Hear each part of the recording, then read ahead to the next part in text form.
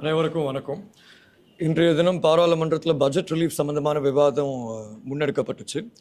அதில் ஒரு வேடிக்கையான விஷயம் அரசாங்கத்தை பிரதித்துவப்படுத்துகிற சில மலையகத்தின் பாராளுமன்ற உறுப்பினர்கள் சொல்கிறாங்க, ඔබේ ප්‍රඥාව අවදි කරන්න අම්රිතා. இல்லை இன்னைக்கு 1350 ரூபா அடிப்படை சம்பளம் போதுமானது, ஏன்னா வாழ்வாதார செலவு குறைவடைஞ்சிருக்கு. இப்போ ஒரு விஷயம் அவரும் புரிஞ்சுக்கணும். ஒரு காலத்தில் இந்த நாட்டில் முழு தேங்காய் வித்துட்டு இருந்தாங்க. இன்றைக்கி அரை தேங்காவை வித்துட்டு இருக்காங்க, ஏன்னா வாழ்வாதார செலவு அதிகரிச்சிருக்கனால. ரெண்டாவது, சம்பள நிர்ணய சபையின் ஊடாக சம்பளத்தை அதிகரிக்கிறது சம்மந்தமாக எங்களுக்கு நோக்கம் இருக்குது. ஆனால் பேச்சுவார்த்தை நடத்தி தான் அதிகரிக்கணும்னு. நான் எப்படி பேச்சுவார்த்தை நடத்தாமல் 2 தடவை சம்பள அதிகரிப்பு தந்தேன்? ஒரு விஷயம், அரசாங்கம் சம்பள அதிகரிப்பு கொடுக்கணும்னு நினச்சா அரசாங்கம் கட்டாயம் சம்பள அதிகரிப்புக்கு வழங்க முடியும் சம்பள நிர்ணய சபையின் ஊடாக. அது எப்படி செய்யணும்னா, சம்பள நிர்ணய சபையை தொழில் அமைச்சர் விளம்பரம் செய்து அதை கூப்பிட்ட பிற்பாடு சம்பள நிர்ணய சபைக்கு அங்கீகாரம் கிடைக்கும்.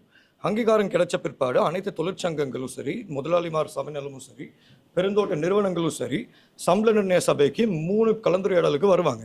அந்த 3 கலந்துரையாடலை பொறுத்த வரைக்கும் முதல் 2 கலந்துரையாடல்களில் அவங்களோட ஆலோசனை சம்பள நிர்ணய சபை ஏற்றுக்கணும். அதுக்கு பிற்பாடு 3வது கலந்துரையாடலில் முடிவெடுத்தாகணும்.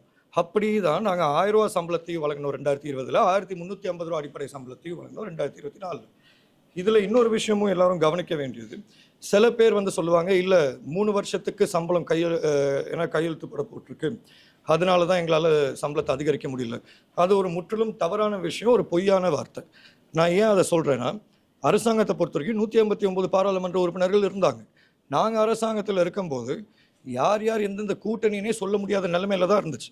அப்படி இருக்கும்போது இப்போ இருக்க அரசாங்கம் உண்மைக்கும் சம்பளத்தை அதிகரிக்கணும்னு நினச்சா அவங்க கட்டாயம் பேச்சுவார்த்தையின் ஊடாக பண்ண முடியும். இல்லாவிட்டால் அவங்களால கட்டாயம் சம்பள நிர்ணய சபையில் ஏற்கனவே அறிவிக்கப்பட்டிருந்த வர்த்தமானி, அதாவது அந்த 1350 ரூபா அடிப்படை சம்பளமாக உள்ள வர்த்தமானியை திருப்பி வாபஸ் எடுத்துட்டு அவங்க ஒரு புதிய வர்த்தமானியை வெளியிட முடியும்.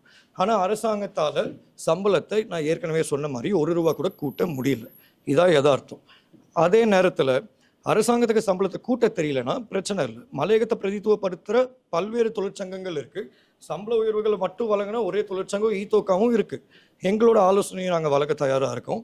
பெருந்தோட்ட நிறுவனங்களோட அடிப்பணஞ்சு அவங்கள்ட்ட இருக்கிற துரமாரை அந்தந்த பகுதியில் வேட்பாளராக போடுறதுக்கு அரசாங்கம் தெரியுது.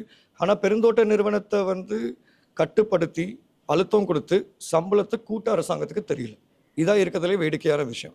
ஆனால் அதே சமயத்தில் சில புத்திஜீவிகள் சொல்லுவாங்க, இல்லை அரசாங்கம் இப்போ தானே வந்திருக்குன்னு சொல்லி கிட்டத்தட்ட 1 வருஷம் முடிஞ்சு போச்சு. நாங்களும் 6 மாதம் அமைதியாக இருந்தோம். காரணம் என்னென்னா, இல்லை புதிய அரசாங்கம் மக்களோட ஆணையை வென்றெடுத்து வந்திருக்கு, ஒரு புதிய அரசியல் சூழ்நிலை. அப்படி இருக்கிற பட்சத்தில் கட்டாயம் அரசாங்கத்துக்கு கொஞ்சம் கால அவகாசம் கொடுத்தாகணும்னு.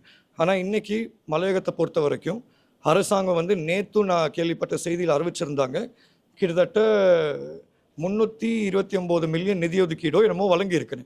அப்படின்னா நான் பாராளுமன்றத்தில் ஆரம்பத்தில் சொன்னது உண்மைதானே?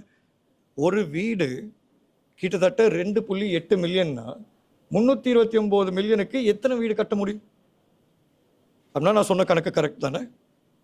அப்படி இருக்கும்போது விமர்சனங்கள் இருக்கலாம், 1008 பேர் 1008 விஷயங்கள சொல்லலாம். ஆனால் யதார்த்தம் அவங்க கண் முன்னால் இருக்குது.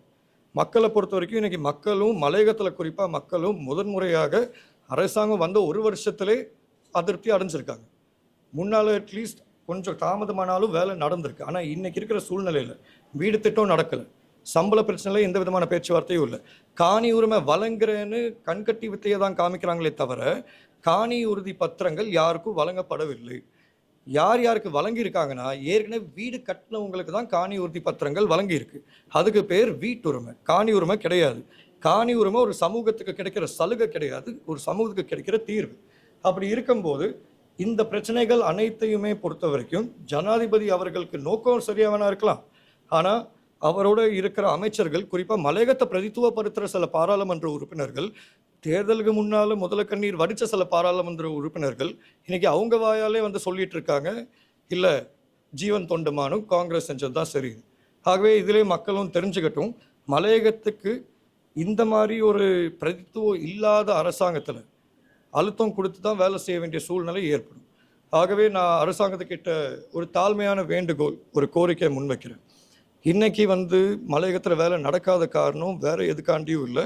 உங்களோட பிரதிநிதிகள், அதாவது மலையகத்தை பிரதித்துவப்படுத்துகிற பிரதிநிதிகளுக்கு உண்மைக்கும் அக்கறை இருக்குது, ஆனால் எப்படி வேலை செய்யணும்னு தெரியல. அப்படி இருக்கும்போது பாராளுமன்றத்தில் கௌரவ மனோகணேசன் அவர்கள் இருக்கார், கௌரவ திகாம்பரம் அவர்கள் இருக்கார், கௌரவ ராதாகிருஷ்ணன் அவர்கள் இருக்கார், அதே மாதிரி நாங்களும் இருக்கோம். பாராளுமன்றத்துக்கு வெளியே கௌரவ வடிவேல் சுரேஷ் இருக்கார், கௌரவ செந்தில் தொண்டமான் இருக்கார், கௌரவ ராமேஸ்வரன் இருக்கார். யாராச்சும் ஊழல் செஞ்சிருந்தா கட்டாயம் நடவடிக்கை எடுங்க. ஆனால் அதே நேரத்தில் உங்களுக்கு வேலை செய்யல தெரியலனா ஆலோசனை கட்டாயம் பெற்றுக்கொள்றது எந்த விதமான தவறுமே கிடையாது. இதை சொல்ல தான் என் ஊடக நண்பர்களை நான் இன்னைக்கு அழைக்கிறேன்.